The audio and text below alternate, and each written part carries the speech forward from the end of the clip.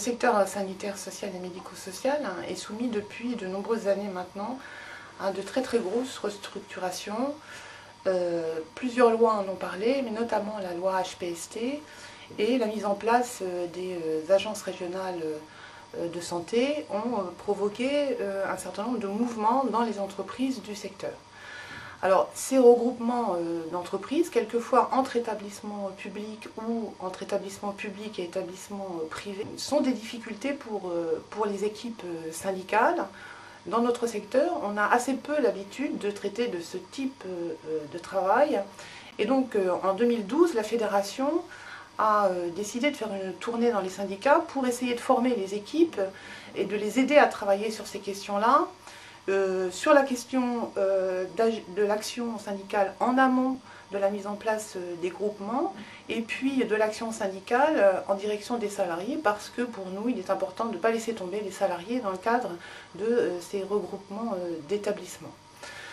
Nous avons parallèlement diffusé un dossier auprès du ministère sur la question des groupements de coopération sanitaire, puisque nous proposons la mise en place de dialogue social au niveau du groupement, ce qui n'existe pas aujourd'hui, et la mise en place d'instances représentatives du personnel, aussi au niveau du groupement, pour que les personnels puissent se faire entendre à ce niveau-là, dans ce nouveau type d'entreprise qui n'existait pas précédemment. Pour Syndex, la démarche était particulièrement intéressante parce qu'elle mettait en relief à la fois le côté professionnel, donc avec la fédération, et le côté interprofessionnel du côté de l'offre de soins. Effectivement, la réorganisation du secteur sanitaire est bien au carrefour de ces deux dimensions parce qu'elle impacte à la fois l'organisation de l'offre sur le territoire et à la fois les conditions d'emploi et les répercussions sur les conditions de travail et les garanties collectives des salariés.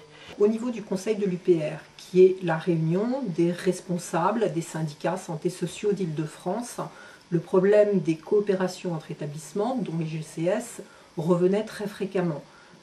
En fait, les interlocuteurs n'étaient pas connus, on ne savait plus, le directeur de l'établissement n'était plus l'interlocuteur pertinent, et les choses se jouaient ailleurs, hein, c'est ce que sentaient les équipes, et qui étaient mises devant le fait accompli. En particulier, ce qu'on a constaté aussi, c'est qu'il y avait des conventions constitutives des GCS qui étaient quasiment bouclées, présentées aux équipes dans les instances et avec rien sur les personnels, rien qui concernait les personnels. L'offre de soins est globalement bonne sur notre région du point de vue sanitaire. Si je prends comme exemple l'accès au court séjour, l'accès aux urgences, la qualité des équipes, sur l'Île-de-France, la situation est meilleure que celle d'autres régions. Mais cette offre est aussi inégalement répartie sur le territoire. Dans cette démarche, l'objectif de la CFDT était de répondre aux problématiques des emplois et de sécurisation des parcours professionnels des salariés, venant en appui aux équipes syndicales, et leur permettant d'agir dans l'anticipation et d'agir par le dialogue social.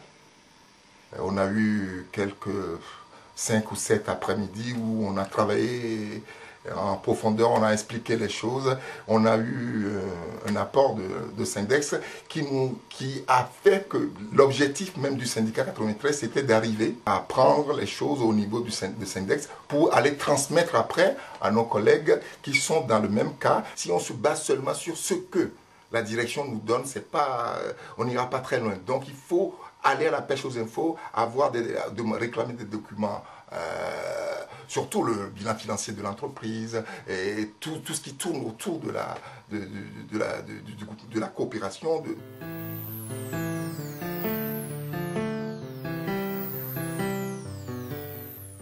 Après une liquidation de la DHMI, donc l'Association pour le développement maternel et infantile, et du coup la disparition de l'Institut Périculture, il y a eu des offres de reprise et le cabinet Syndex nous a accompagnés aussi à ce moment-là pour examiner les offres des différents repreneurs. Dans ces offres-là, il y avait déjà la proposition d'un GCS et c'est Syndex qui a pointé du doigt cette spécificité.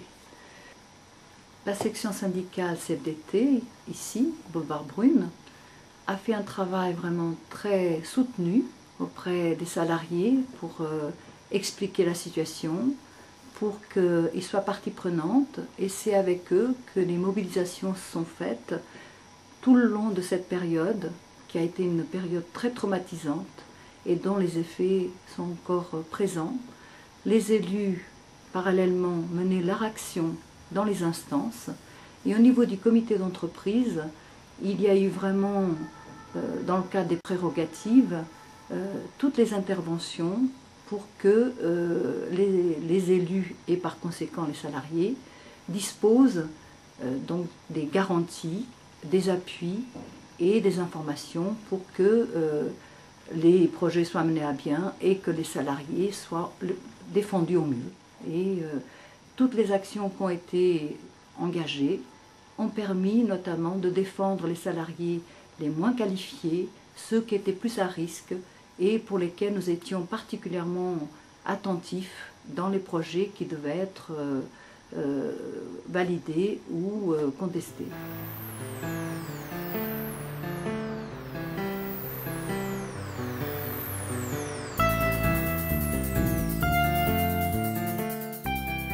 Le Nord Seine-et-Marne est composé de 3 établissements, Meaux, Lagny, Coulommiers. Il faut savoir que l'année dernière,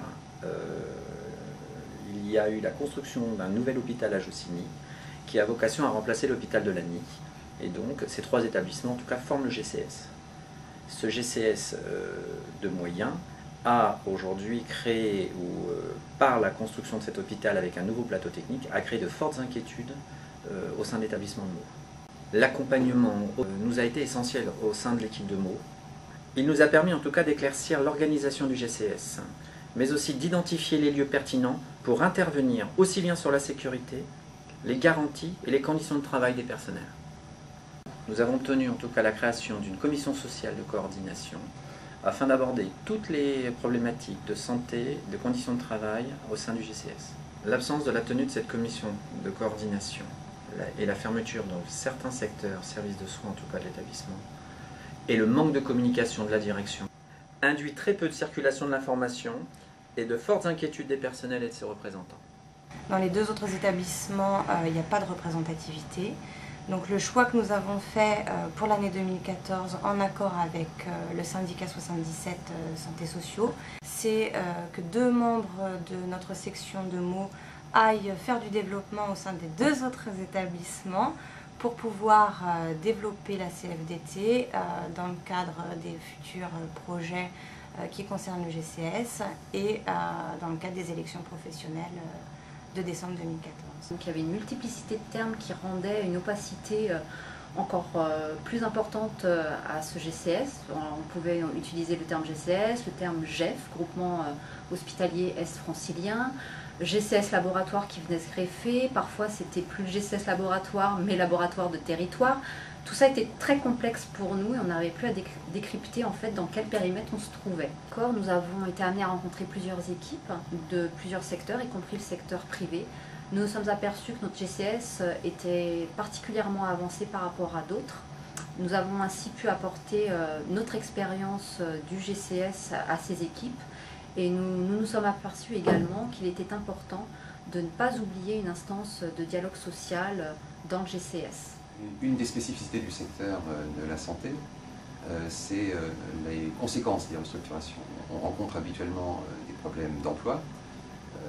Là, on rencontre beaucoup plus des problèmes de conditions de travail et de gestion de la mobilité professionnelle, occasionnellement géographique. L'apport principal était d'accompagner les équipes à comprendre les coopérations dans lesquelles ils étaient. Ensuite, l'idée était de les orienter pour définir des actions syndicales et ce sont des actions de communication qui ont été majoritairement retenues par les équipes. La CFDT, elle a l'habitude de parler vrai, elle n'hésite pas à prendre des responsabilités à tous les niveaux pour mieux défendre l'intérêt des salariés. C'est une autre manière de créer le rapport de force au-delà des oppositions traditionnelles. C'est vrai que ce n'est pas facile toujours à porter et à vivre par les militants, mais c'est le syndicalisme qu'on a choisi.